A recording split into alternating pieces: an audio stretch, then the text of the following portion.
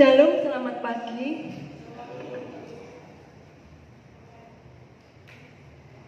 Selamat beribadah di dalam kasih Tuhan Yesus Kristus. Kita mulai ibadah pagi hari ini. Kita akan datang kepada Tuhan di dalam doa.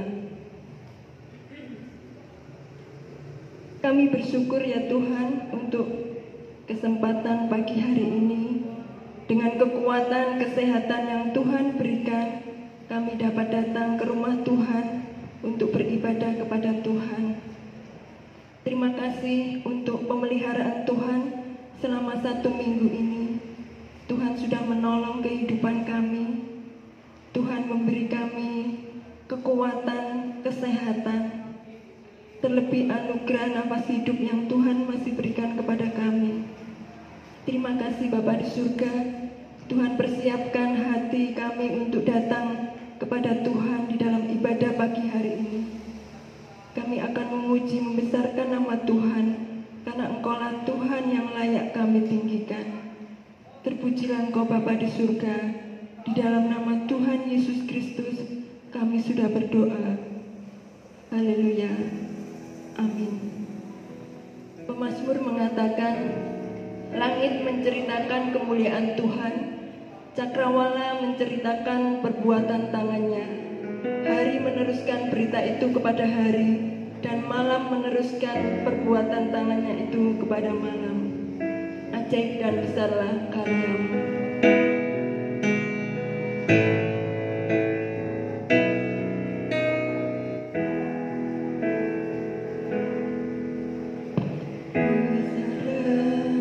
Ajaiblah karyamu,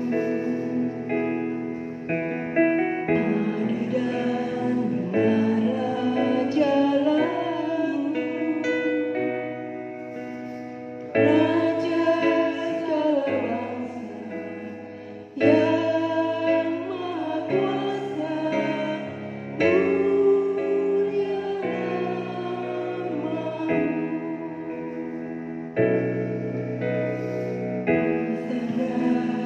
ajaiblah karyamu, adil dan benarlah jalanmu. Raja segala bangsa yang maha kuasa, mulia namamu.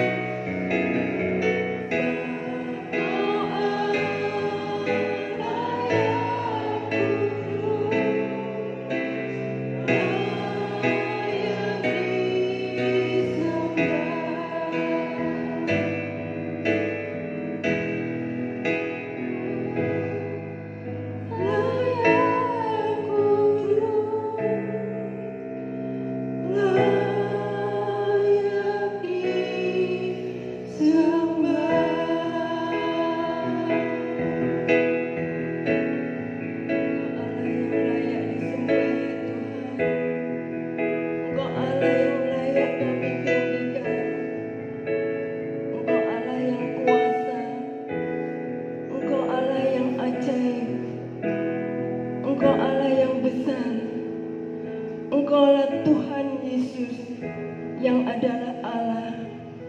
Engkau Allah yang mengasihi kami. Engkau Allah yang menebus kami.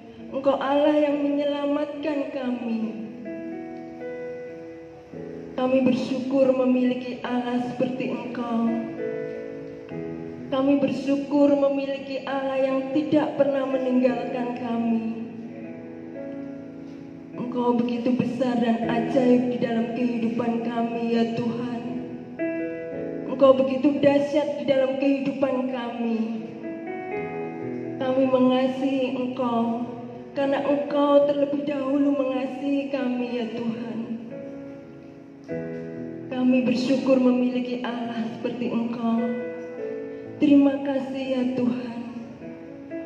Haleluya. Haleluya. Layaklah Engkau Tuhan.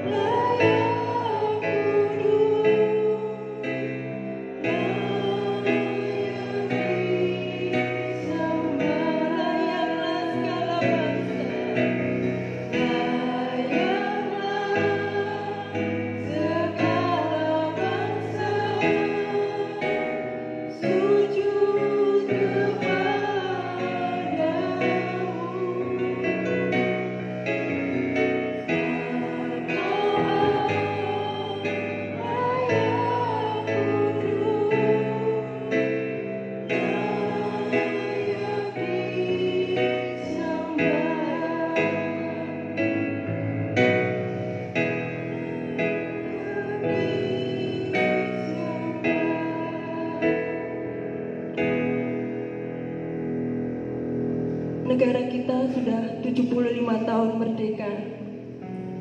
Terlebih Tuhan sudah memerdekakan kita dari kuasa dosa.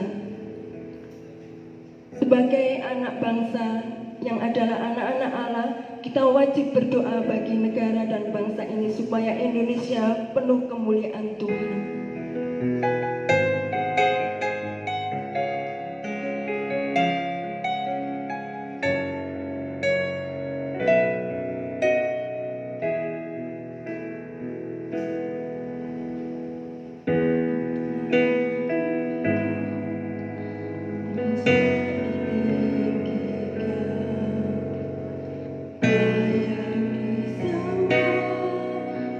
Suku-suku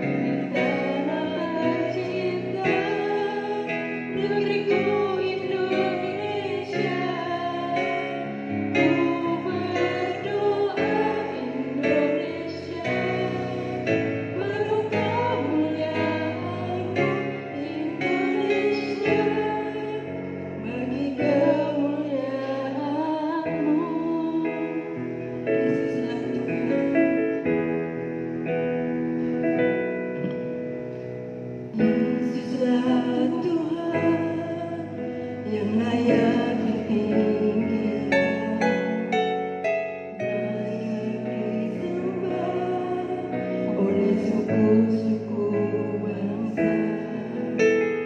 Dengan darah-Mu Kau telah tebus bangsaku. Genapi Tuhan firman-Mu atas diriku. Hatiku rindu melihat kemuliaan-Mu. Hatiku rindu melihat curahan kuasa-Mu di tanah tercinta, negeriku Indonesia. Ku berdoa Indonesia, penuh kemuliaan-Mu Indonesia, bagi kemuliaan-Mu.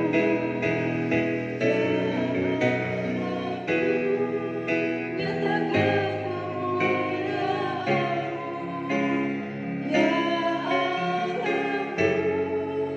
Nyatakan curahan kuasa-Mu di tanah tercinta, negeriku Indonesia. Ku berdoa Indonesia, penuh kemuliaan-Mu Indonesia, bagi kemuliaan-Mu ya Allahku. Ya Allahku, nyatakan kemuliaan-Mu. Ya Allahku, nyatakan curahan kuasa-Mu di tanah tercinta, negeriku Indonesia.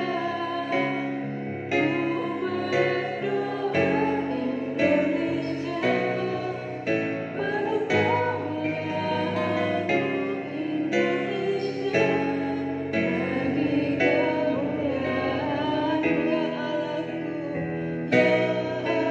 Allahku, nyatakan kemuliaan-Mu. Ya Allahku, nyatakan curahan kuasa-Mu di tanah tercinta, negeriku Indonesia. Ku berdoa Indonesia, penuh kemuliaan-Mu Indonesia, bagi kemuliaan-Mu.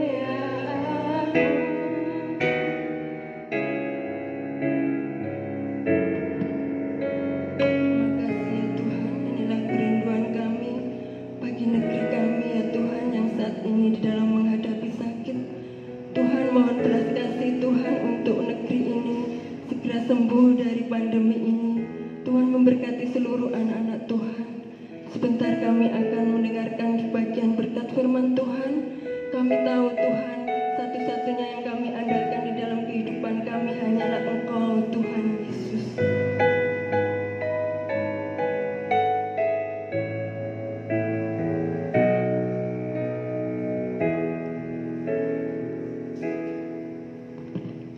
Engkau Tuhan yang setia, waktu-Mu selalu yang terbaik. Engkau Tuhan sandaranku, dan ku hanya kan berharap padamu. Satu-satunya yang ku andalkan, satu-satunya yang ku percaya. Engkau sumber kekuatan, sumber pengharapan, sumber kedamaian.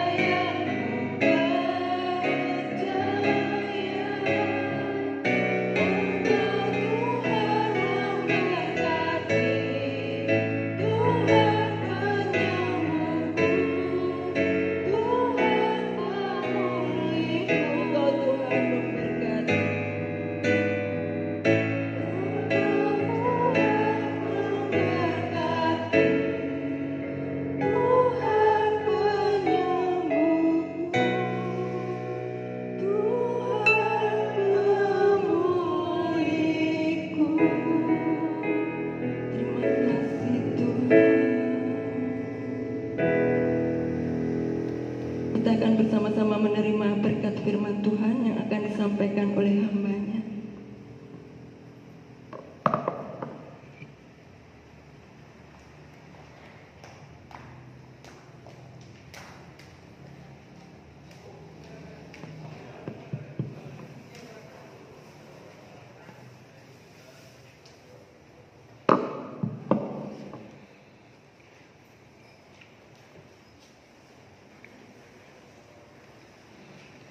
Selamat pagi saudaraku yang dikasihi oleh Tuhan.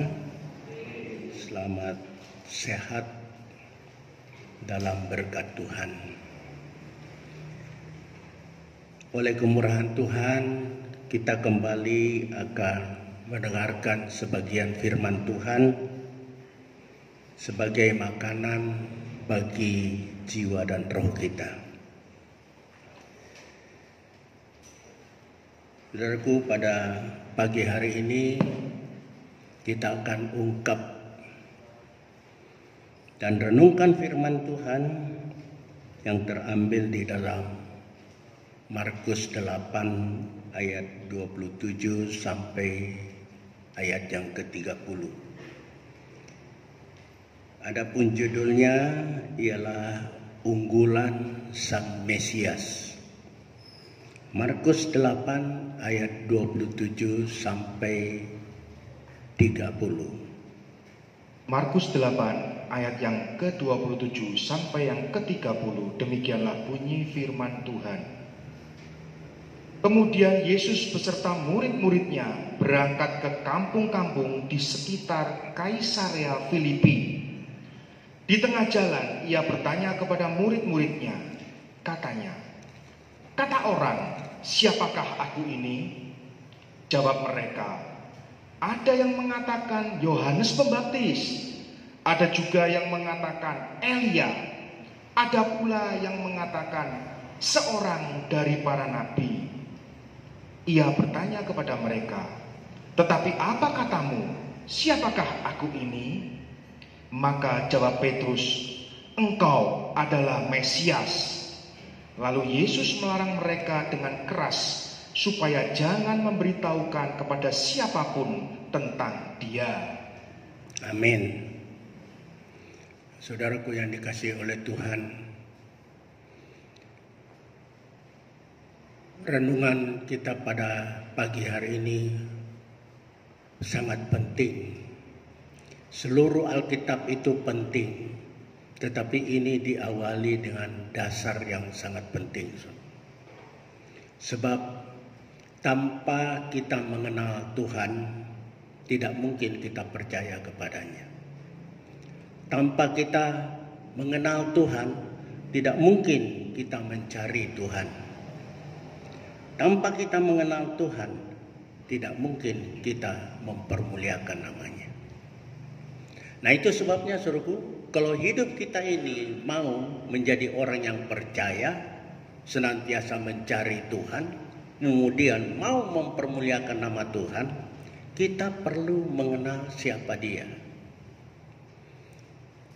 Pada minggu-minggu yang lalu kita sudah berbicara bahwa untuk mengenal Allah yang misteri itu tidak dapat kita peroleh dengan akal pikiran kita. Sekalipun kita sampai memiliki predikat S3 sekalipun, bahkan menyandang profesor karena dianggap sebagai guru besar, tidak mungkin. Kita lihat saudaraku, beberapa orang yang menyandang predikat yang doktor, profesor, tetap menghujat Tuhan. Nah, di sini kita dapat melihat bahwa apa yang dikatakan oleh Alkitab itu adalah satu kebenaran, bahwa untuk mengenal Allah yang misteri itu, satu-satunya itu kita perlu dapat hikmat Allah. Hikmat Allah pada minggu yang lalu sudah dijelaskan, 2 minggu yang lalu sudah dijelaskan bahwa hikmat Allah itu karena kita memiliki pikiran Kristus. Bagaimana kita bisa memiliki pikiran Kristus? Pada saat kita itu seringkali bergaul dengan Tuhan. Loh, dia sudah nggak ada di sini, bagaimana bergaul? Iki loh firmannya ini. Ada nggak tiap hari kita baca? Ada nggak kita renungkan? Ada nggak kita adakan doa kepada Tuhan? Atau hanya sekedar Tuhan saya mau keluar, tolong lindungi saya. Bagus memang, kita yakin bahwa kita tidak mampu untuk menangkal mara bahaya yang ada sekeliling kita. Bagus. Tetapi yang lebih utama itu suruhku pada saat kita berdoa, kita harus membangun relasi dengan Tuhan. Kita sudah pelajari itu, mari kita renungkan firman-firman Tuhan. Kebetulan kan di YouTube kan, jadi bisa diulang-ulang. Saya sendiri suruhku seringkali saya ulang bukan untuk kebanggaan, untuk mengetahui jangan sampai saya yang memberitakan, aku sendiri ditolak. Nah, nanti kita akan pelajari ini. Kenapa Tuhan Yesus menanyakan hal ini dengan membawa mereka dari Bethsaida ke Kaisarea Filipi. Wah, itu jaraknya jauh dan jalan kaki lagi. Itu puluhan kilometer, bahkan hampir ratusan kilometer jalan kaki. Kemudian dia bertanya di situ. Nah, di sini suruhku, Filipi Kaisarea itu adalah ada satu patung peringatan, monumen tentang apa? Alexander Agung yang menguasai Yunani sampai ke India. Itu kejadiannya sebelum Tuhan Yesus. Nah, Tuhan Yesus datang ke situ kemudian mempertanyakan.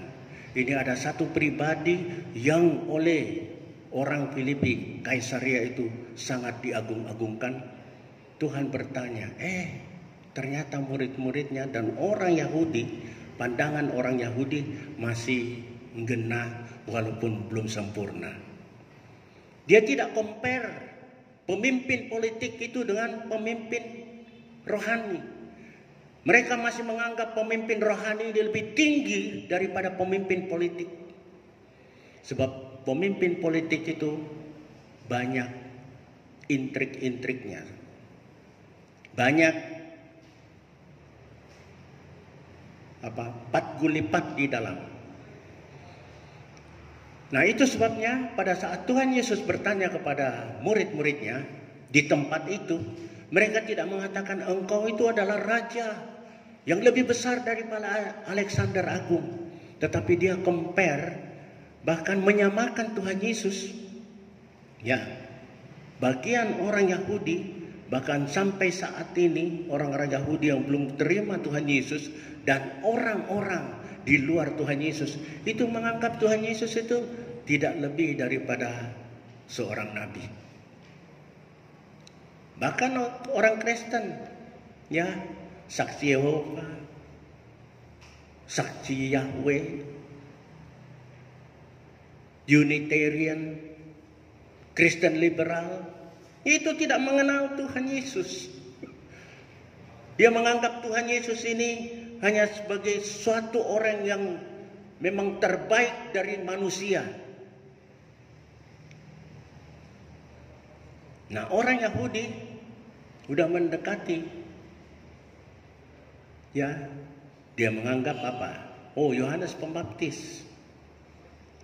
Oh, Elia. Bahkan di Matius dikatakan Yeremia. Tetapi mengenai tentang saya, menurut kamu siapa aku? Petrus yang merepresentasikan murid-murid Tuhan yang lain itu menjawab, engkau adalah Mesias. Di dalam Matius dikatakan engkau adalah Mesias, anak Allah yang hidup. Saudara-saudaraku yang dikasihi oleh Tuhan, Tuhan berkata, hei Petrus, itu bukan datang dari kognitifmu, bukan dari pikiranmu yang pintar, tetapi itu datang dari Allah. Kapan kita bisa tahu pemberian-pemberian pemberitahuan dari Allah. Pada saat roh kita ini hidup, pada saat kita ada kontak, ya, relationship, fellowship dengan Tuhan. Nah, itu sebabnya saudaraku, saya rindu sekali jemaat Tuhan di tempat ini. Saya tidak memaksakan saudara untuk datang berdoa, tetapi doalah di rumah. Coba di rumah bisa nggak 15 menit? Profesor Mahfud ND yang suka bilang, ayo taruhan. Saya tidak mau taruhan. Tapi saya mau tanya saudara, iso 15 menit di rumah? Mungkin ada 1-2. 30 menit? 1 jam? Wah, nggak mungkin. Saya jamin tidak mungkin. Di sini saudaraku paling sedikit 1,5 jam. Tiap pagi jam 4 kurang kami sudah ada di dalam rumah Tuhan. Itu berdoa sampai 5:30 lebih. Ya, jadi saudaraku, itu pun masih kurang. Tuhan Yesus sendiri dalam menentukan keputusan, saudaraku, dia itu semalam suntuk berdoa untuk mengungkap firman Tuhan ini. Tidak mungkin kita baca kiri kanan referensi untuk membagikan pada saudara. We have to pray supaya Roh Kudus memberikan hikmat untuk mengungkap firman Tuhan. Itu pun saudaraku masih kurang. Kita lihat sekarang pendeta-pendeta besar gontok-gontokan. Karena apa? Cara menafsir mereka masih tidak karu-karuan semua kan. Saya tidak mengatakan saya sudah sempurna, saudara. Justru karena itu saya mendorong saudara dan saya mendorong diri saya untuk semakin banyak membaca firman Tuhan. Selama saya melayani di tempat ini, saudaraku, sudah hampir 10 kali bolak-balik Kejadian sampai Wahyu, balik lagi Kejadian sampai Wahyu. Dan itu pun saya belum ngeh semuanya cerita. Setiap bawa khotbah buka lagi. Jadi untuk mengenal Tuhan, saudaraku, ya, kita itu tidak mungkin dapat percaya kepada Dia, dapat mencari Dia, dapat mempermuliakan Dia kalau kita tidak mengenal Dia secara benar. Saya sudah seringkali membuat ilustrasi-ilustrasi tentang mengenal. Ya, saya kalau tanya Joko ya dengan istrinya, Joko dengan istrinya pakai bahasa nonverbal, dia bisa saling mengerti. Kenapa? Karena bergaul terus. Joko begini saja istrinya tahu apa maksudnya. Begitu juga dengan istrinya kan. Tidak usah bilang, mana kayak no susu om teko no jajan om teko medayo. Enggak harus, baru kasih begini aja sudah tahu dia apa yang patut dia lakukan. Begitu juga dengan Tuhan, saudaraku, kalau kita banyak bergaul, sesuatu yang terjadi di dalam diri kita, kita akan berkata, Tuhan, ini semuanya mendatangkan kebaikan bagi saya. Walaupun hal itu menekan saya, menekan kita.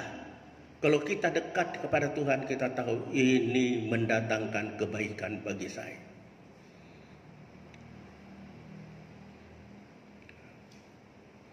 Sebagai pendeta, saudaraku, saya mau tunjukkan nanti ya, beratnya pekerjaan pendeta.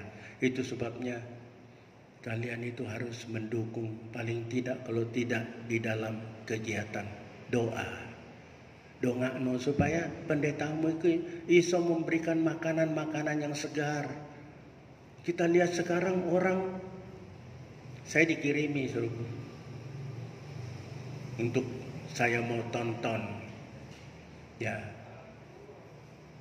khotbah-khotbah dari orang. Saya selektif. Sebab apa? Kita itu bisa membedakan roh, bukan menghakimi, saudara. Kita itu bisa membedakan roh. roh ini datang dari Tuhan atau tidak. Bisa dia melayani, bisa ngomong tentang Tuhan, bisa berbicara tentang kebaikan Tuhan, tetapi motifnya apa? Duit.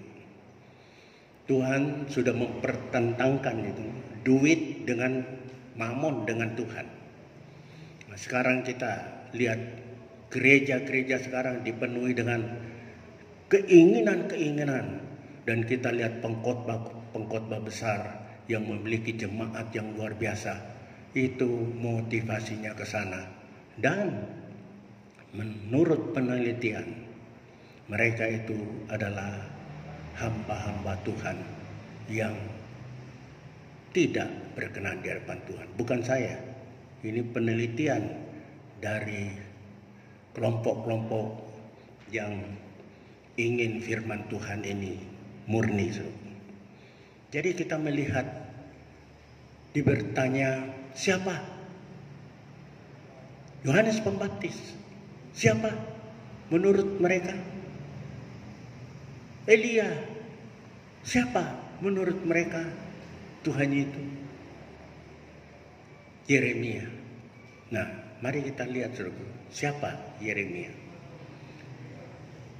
Kita sebelum sampai ke situ, kita harus tahu bahwa tugas dari nabi-nabi ini adalah menyampaikan wahyu-wahyu yang Tuhan berikan kepada mereka, tanpa harus menambahi dan mengurangi. Nah, pengertiannya di sini, suruhku, intinya tidak boleh ditambah sehingga merubah makna dan maksud. Itu yang tidak boleh. Kalau redaksinya berbeda-beda tetapi intinya, tujuannya sama, no problem. Kita lihat banyak Alkitab yang berbeda-beda kata-katanya, tetapi pada hakikatnya intinya sama.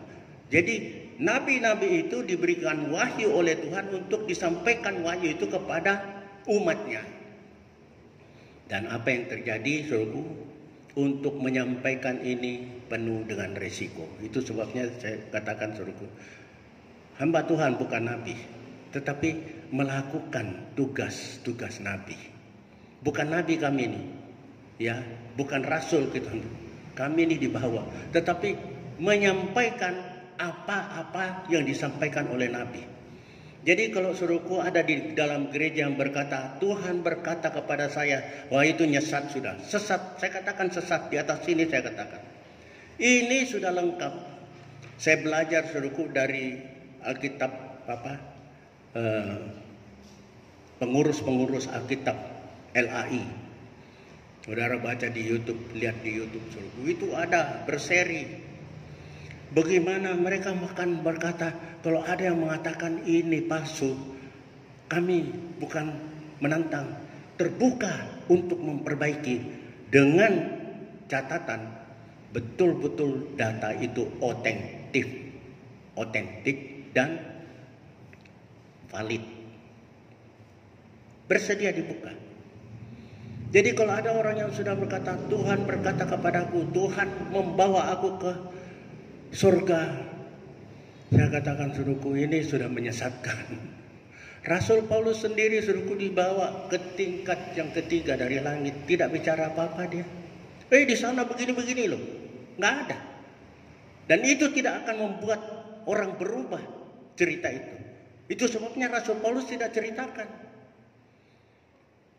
Jadi saya mau beritahu, saudaraku, akhir zaman ini gereja tidak tertutup. Gereja di tempat kita melayani ini, kita beribadah ini, ada penyesat-penyesat.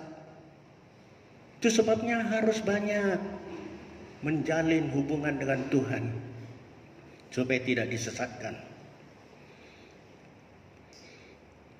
Untuk bicara itu panjang lebar karena waktunya terbatas, jadi saya stop sampai di sini. Kita lanjutkan untuk yang hal ini. Tentang penyesatan-penyesatan itu panjang, saudaraku. Saya dapat menyampaikan, kalau jemaat mau, mari kita bangun satu ibadah tertentu untuk membicarakan hal-hal seperti ini. Nah, kita melihat, saudaraku, begitu beratnya pekerjaan seorang nabi. Kita lihat apa yang dilakukan oleh tugas dari Yohanes Pembaptis. Dia bertugas mendorong orang untuk berpaling kepada Tuhan dan meninggalkan dosa-dosanya. Kemudian dibaptis sebagai tanda pertobatan. Nah, hal itu dilakukan untuk mempersiapkan jalan bagi Tuhan. Wih, luar biasa pekerjaannya. Tetapi apa yang terjadi, saudaraku? Ini orang luar biasa. Sampai oleh orang Yahudi pun dia ini masih dianggap lebih hebat daripada Tuhan Yesus.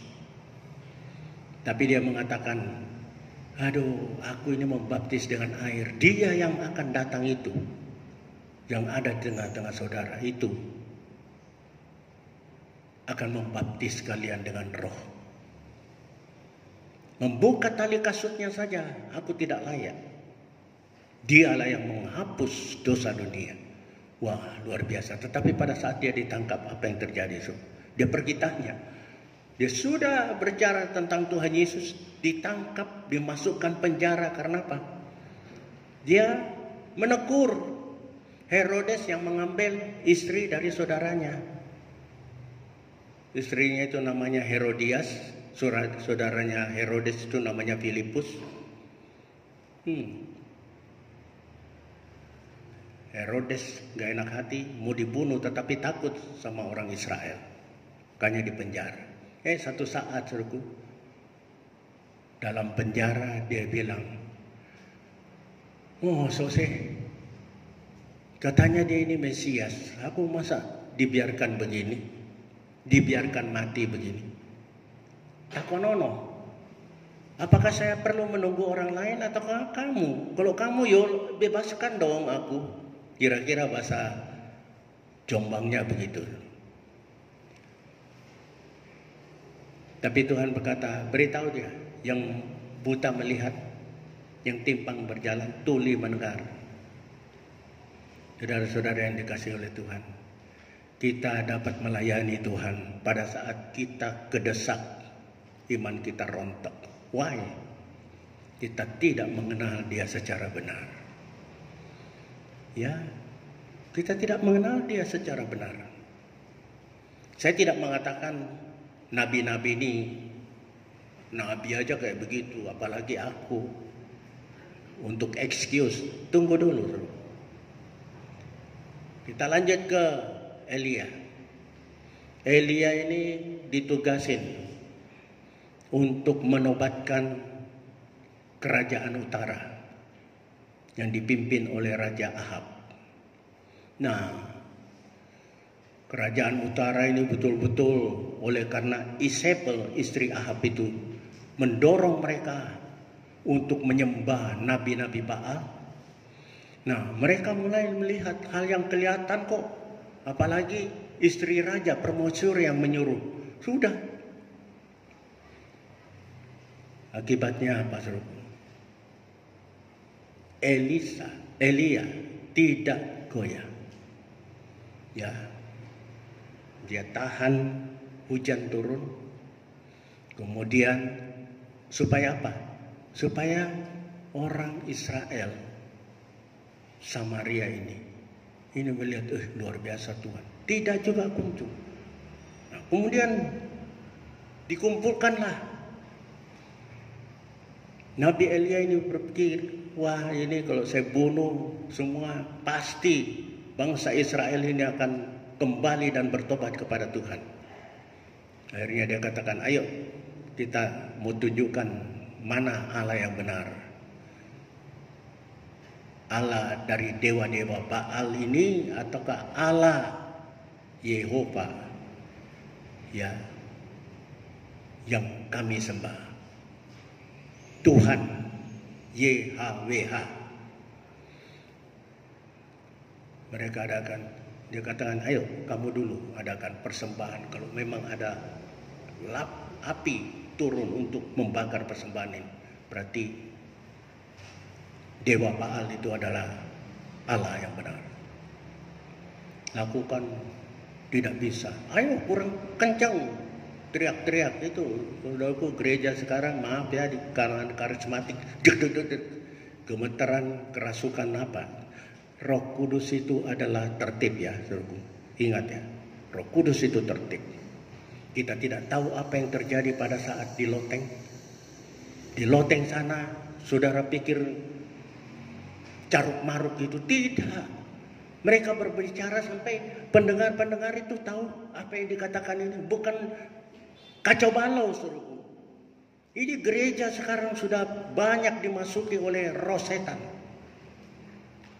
Saya harus berkata begini, akhir zaman, saudaraku, kita melihat gereja-gereja mengalami degradasi. Karena apa? Kurang adakan persekutuan dengan Tuhan.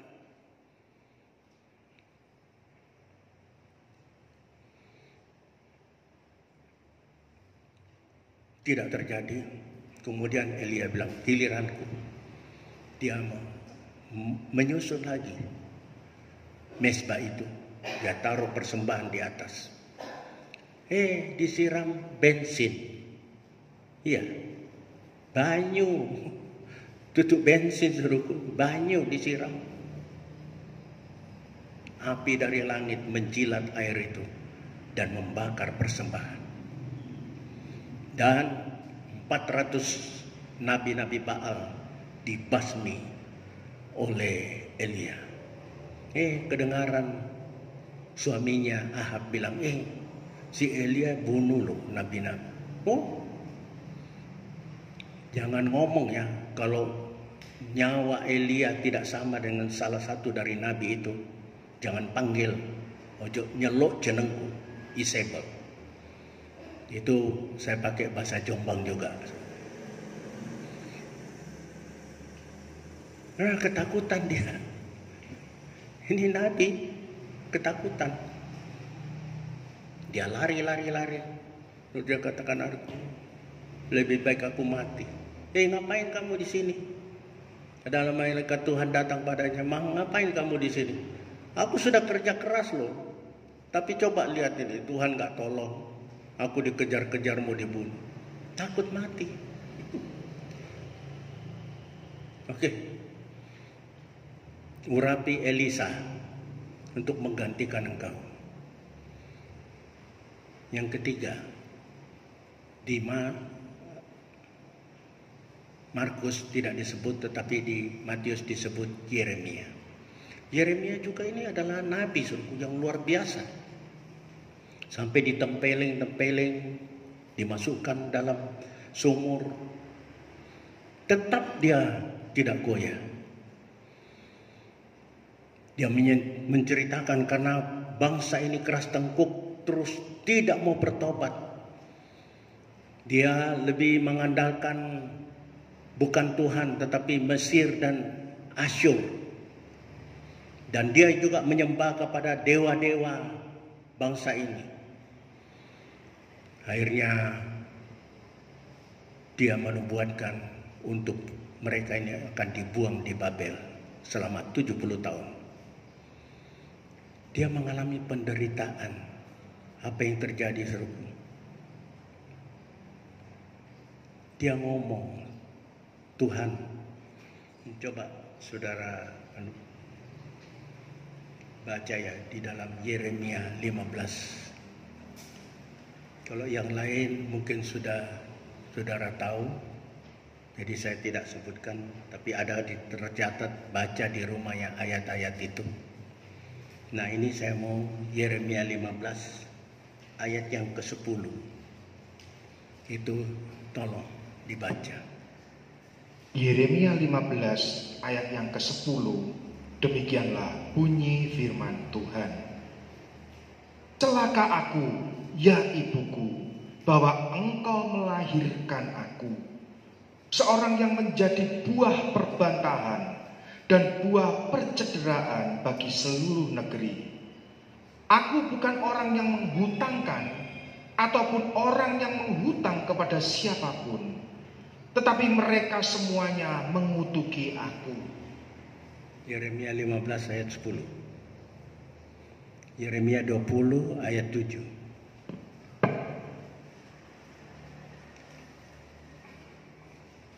Yeremia 20 ayat yang ke-7, demikianlah bunyi firman Tuhan. Engkau telah membujuk aku, ya Tuhan, dan aku telah membiarkan diriku dibujuk. Engkau terlalu kuat bagiku, dan Engkau menundukkan aku. Aku telah menjadi tertawaan sepanjang hari. Semuanya mereka mengolok-olokkan aku. Ya, ayat 14. Yeremia 20 ayat yang ke-14, demikianlah bunyi firman Tuhan. Terkutuklah hari ketika aku dilahirkan. Biarlah jangan diberkati hari ketika ibuku melahirkan aku. Nah, ini semuanya, ketiganya, ini nabi-nabi takut mati karena melakukan tugasnya.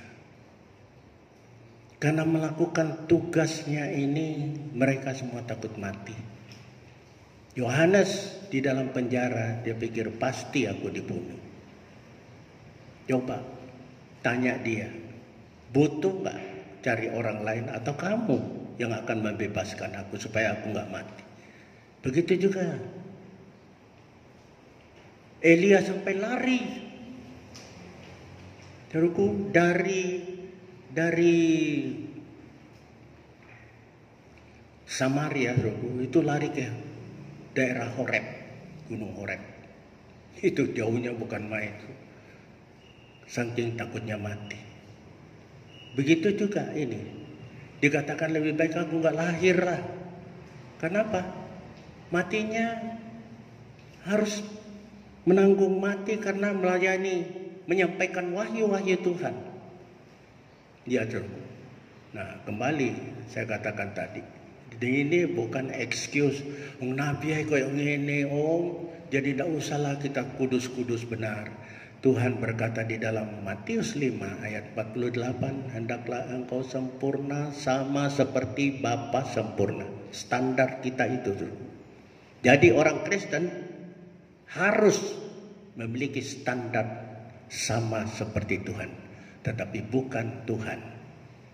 Kita dipimpin Roh Kudus untuk memenuhi standar-standar yang Tuhan telah targetkan, yaitu sama seperti kesempurnaannya Tuhan, untuk masuk di dalam tempat yang sempurna mulia itu.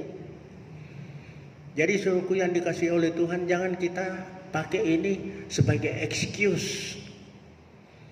Ya, nabi-nabi pada saat itu diberi Roh Kudus tetapi belum termaterai. Sekarang Tuhan Yesus naik ke surga untuk mengirimkan Roh Kudus itu kepada setiap orang yang mau percaya kepada Tuhan Yesus.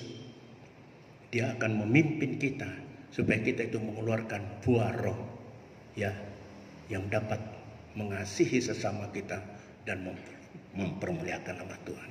Hidup kita ini mempermuliakan nama Tuhan. Kita ini dicipta untuk mempermuliakan nama Tuhan. Coba saudara Joko, Yesaya 43 ayat 7. Yesaya 43 ayat yang ke-7. Demikianlah bunyi firman Tuhan. Semua orang yang disebutkan dengan namaku, yang kuciptakan untuk kemuliaanku, yang kubentuk dan yang juga kujadikan. Nah, kubentuk, kujadikan, kucipta untuk kemuliaan Tuhan. Jadi suruhku, naif benar kalau kita ini dicipta oleh Tuhan, tetapi tidak mempermuliakan nama Tuhan. Coba saudara lihat ya, kita ini kan mayoritas boleh dikatakan petani.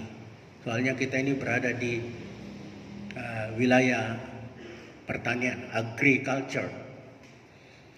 Saudara pernah tanam pohon? Ya, dia condong begini. Pucuknya pasti naik ke atas. Betul enggak?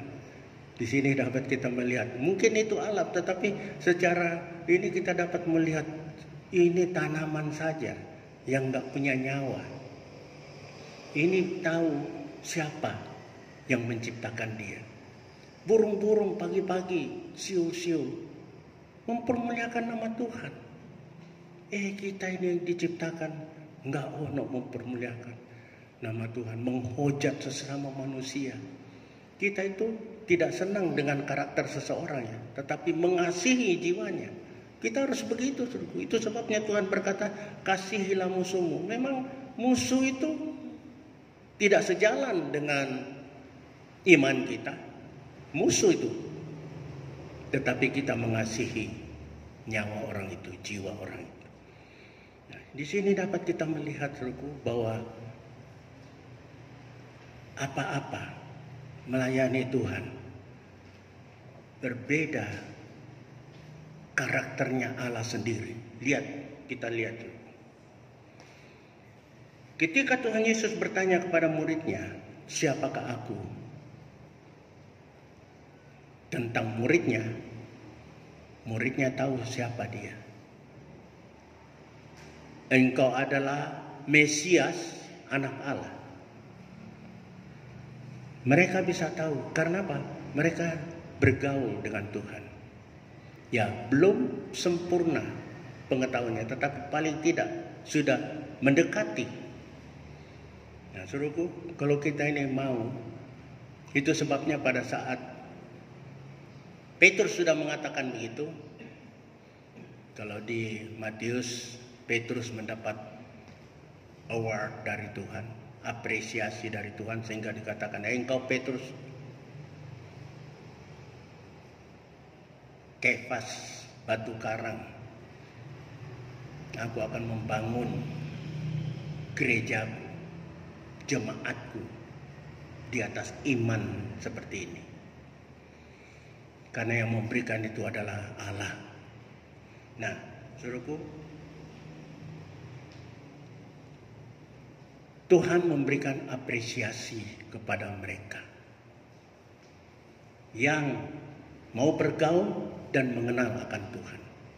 Nah, sekarang kita mau melihat apa sih yang mereka kenal dari Tuhan Yesus itu, sehingga Tuhan memberikan mereka pernyataan bahwa engkau adalah Mesias, anak Allah yang hidup.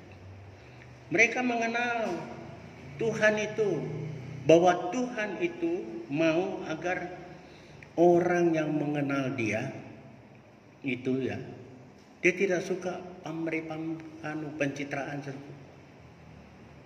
seperti yang sekarang saya lihat aneh-aneh, ya. Di YouTube banyak sekali, saya tidak perlu sebut, mungkin saudara juga tahu, lari ke sana kemari untuk pamer. Sudah silent operation aja. Ya, kita tidak perlu disanjung, yang perlu disanjung itu dia. Dia yang perlu dia diangkat. Pergi lari sana, pegang sini. Kalau kita ini silent operation, kamu yang semakin dapat duit dari YouTube kan. Sekarang ini suruh orang cari duit gampang. Buat aja berita-berita yang sensasional, boleh duit. Berita seperti firman Tuhan, yang betul-betul firman Tuhan. Lambat sekali. Kita saja masih sampai 340. Saya lihat, wah, masih. Tapi kalau mereka baru beberapa jam sudah ribuan dan dapat duit. Kita membuat YouTube bukan untuk cari duit, tetapi supaya cari jiwa. Ya. Tuhan Yesus ini, saudaraku, dia tidak mau pencitraan. Jadi dia mau Tuhan itu dikenal oleh orang melalui apa? Pergumulan dengan dia, intim dengan dia. Itu sebabnya pada saat murid-murid sudah mengatakan bahwa dia itu Mesias, ojo ngomong bae wong liya ya. Dia mau, bukan berarti dia tidak mau orang lain selamat. Dia mau orang mengenal dia melalui persekutuan dengan Tuhan. Bukan mujizat oleh duit sembuh, tidak, saudaraku. Kita tidak melihat kesembuhan itu akan membawa. Sekarang orang banyak sekali hamba-hamba Tuhan, bukan hamba Tuhan, pendeta, saya katakan pendeta, yang membuat pencitraan supaya gereja kolekte akeh. Itu tujuannya. Bukan untuk membawa jiwa-jiwa datang kepada Tuhan, mempermuliakan nama Tuhan. Saya jujur, saudaraku, saya bukan cari duit. tetapi saya senantiasa dipelihara oleh Tuhan. Betul. Saya tidak. Saudara lihat sendiri, kita ini gereja tidak pernah ada donatur di sini yang kita sanjung-sanjung. Gereja terbentuk, saya sering kali saja gedek-gedek. Aduh Tuhan, tidak mengandalkan siapapun, gereja bisa begini. Itu sebabnya saudaraku, jemaat Tuhan, gerejamu sudah diberkati, rumah tanggamu akan diberkati sepanjang engkau membangun hubungan yang indah dengan Tuhan. Melakukan firman-Nya, mempermuliakan Tuhan. Tuhan pasti mencurahkan berkat sebab Dia tahu saudara dan saya sudah mampu untuk mengelola berkat-Nya. Kemudian tentang kematian. Ya. Di ayat yang ke-31, tolong Saudara Joko bacakan. Markus 8 ayat yang ke-31, demikianlah bunyi firman Tuhan. Kemudian mulailah Yesus mengajarkan kepada mereka bahwa Anak Manusia harus menanggung banyak penderitaan dan ditolak oleh tua-tua, imam-imam kepala, dan ahli-ahli Taurat, lalu dibunuh dan bangkit sesudah 3 hari. Nah, saudaraku, kita melihat Anak Manusia telah diperkenalkan siapa Dia. Ini loh pelayanan yang membawa kepada keselamatan. Nabi-nabi tidak mampu. Mereka takut mati. Sebab mereka butuh penghidupan dari Tuhan. Tuhan mati supaya kita hidup. Ini keunggulan Tuhan. Ya, makanya kita tidak bisa mengatakan dia itu sama seperti Nabi. Tidak. Dia itu Allah yang jadi manusia, yang berfungsi seperti Nabi. Bahkan lebih daripada itu, rela mati. Setelah disanjung begitu, engkau Mesias, anak Allah yang hidup. Dia katakan anak manusia akan diserahkan. Dibenci, ditolak. Tidak tahu, saudara. Ini dosanya si Amin. Ini dosa kita semua. Dia rela melakukan itu.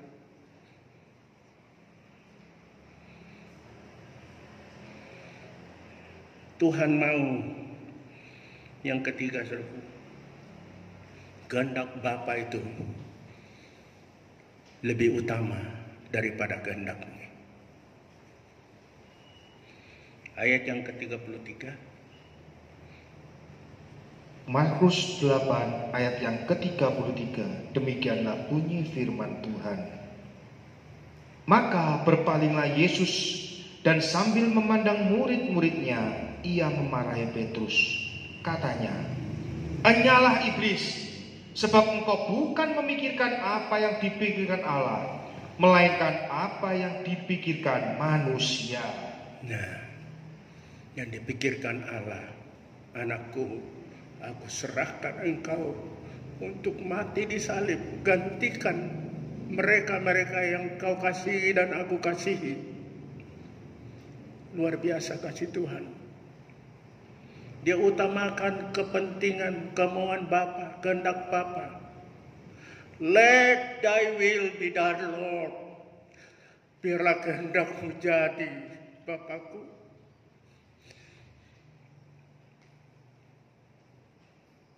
Selanjutnya, saudara, ajarannya kepada para muridnya itu bukan hanya sekedar ajaran-ajaran, tetapi dia lakukan dalam praktik. Sehingga apa yang dia katakan kepada murid-muridnya menjelang dia naik ke sorga, ajarkan mereka melakukan segala sesuatu yang aku perintahkan. Karena dia sudah mencontohkan bagaimana melakukan ajarannya itu. Perlu kita anak-anak Tuhan. Makanya saya katakan seringkali saya ulang-ulang lagi. Saudaraku, untuk saya dapat introspeksi. Supaya sebentar lagi kalau Tuhan panggil, saya layak dikatakan, sabaslah engkau Ami. Masuklah di dalam kesukaan Tuhan. Dan saya merindu semua ini dipanggil oleh Tuhan, masing-masing jemaat Tuhan di tempat ini. Sabaslah engkau Wiwi, sabaslah engkau Matius, sabaslah engkau Joni, sabaslah engkau Sumitro. Semua, sekalipun saya tidak sebutkan, saya ingin seluruh jemaat Tuhan di tempat ini, Bu Puji, semua, Tuhan berkata, sabaslah engkau, masuklah di dalam kesukaan. Amin. Tuhan memberkati.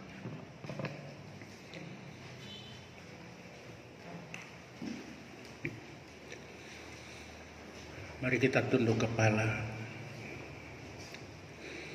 Bapa dalam sorga, kami telah mendengarkan firman-Mu.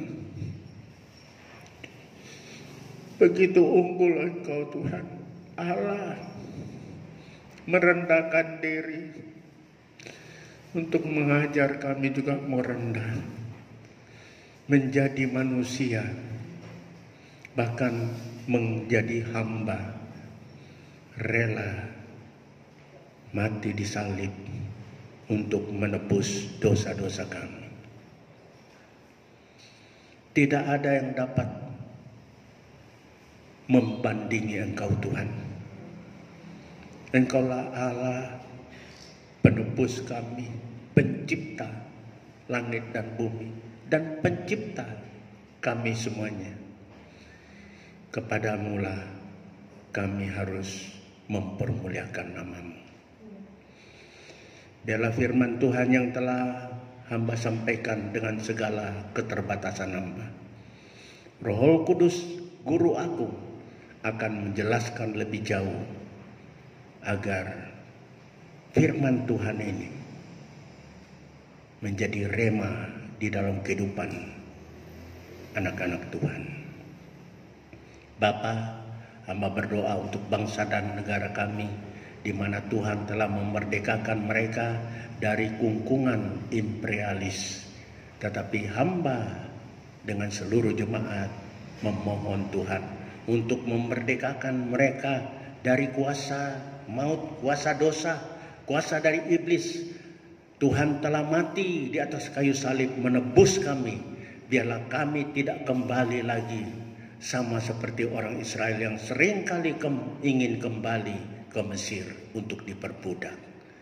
Kami orang yang sudah dimerdekakan, biarlah kami itu merdeka dengan sebenarnya, sehingga hidup kami sama seperti tujuan Tuhan menciptakan kami, yaitu hanya mempermuliakan nama Tuhan. Tuhan pakai seluruh pimpinan negara kami, baik itu presiden dan wakil presiden serta para anggota kabinetnya. Begitu juga anggota-anggota legislatif, anggota-anggota yudikatif bekerja bersama-sama untuk menciptakan kesejahteraan sosial bagi seluruh rakyat Indonesia. Hamba serahkan juga hamba-hamba-Mu yang saat ini melakukan pelayanan. Urapi mereka Tuhan, supaya menyampaikan kebenaran firman Tuhan. Bukan dari hikmat manusia, tetapi hikmat Allah, supaya seluruh jemaat Tuhan, umat Tuhan yang sudah Tuhan tebus, dipuaskan oleh firman Tuhan. Hamba berdoa juga Tuhan untuk saudara-saudara yang telah ambil bagian, baik itu pemain musik, WL, singer, gugus tugas di depan, aser, dan seluruh jemaat Tuhan yang hadir maupun yang tidak hadir. Kiranya Tuhan berkati mereka, sekalipun mereka tidak hadir, mungkin mereka akan mengikutinya melalui online. Biarlah Tuhan campur tangan supaya firman Tuhan ini menjadi berkat dan kekuatan bagi kami semua. Bapa dalam sorga, Hamba berdoa untuk seluruh jemaat Tuhan dalam situasi yang sulit ini. Pekerjaan mereka seringkali terganggu, tapi kami yakin orang yang berharap akan Tuhan tidak pernah Tuhan permalukan. Biarlah hal ini terjadi di dalam kehidupan anak-anak Tuhan, supaya mereka semakin mengenal dan mempermuliakan nama Tuhan. Saudaraku yang dikasihi oleh Tuhan, mari kita angkat tangan kita.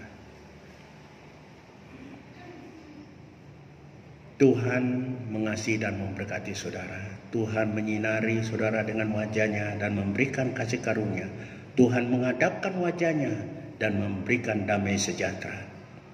Kiranya berkat dari Allah Bapa, cinta kasih Tuhan Yesus dalam persekutuannya dengan Roh Kudus memberkati kita semuanya dengan kesehatan, dengan berkat-berkat kebutuhan jasmani, kebutuhan rohani terutama, mulai saat ini sampai Maranatha Tuhan kembali pada kali yang kedua. Dalam nama Tuhan Yesus, hamba mohon ini semuanya bersama kita mengatakan amin.